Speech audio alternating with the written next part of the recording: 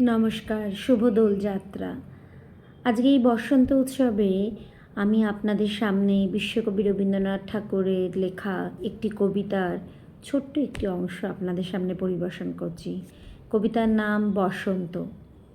অযত বৎসর আগে হে বসন্ত, প্রথম ফাল্গুনে মত্ত কুতূহলী, প্রথম যেদিন খুলি নন্দনের দক্ষিণ দুয়ার, মর্তে এলে চলি।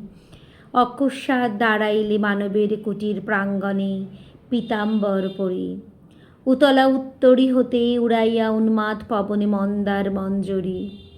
দলে দলে নরনারী ছুটে এলো গৃহদ্বার খুলি, লই বীণা বেণু।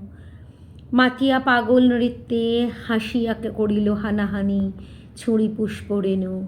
সখা, সেই অতিদূর সদ্যজাত আদি মধুমাসে তরুণ ধরায় এনেছিলে যে কুসুম ডুবাইয়া তপ্ত কিরণের স্বর্ণ মদিরায়।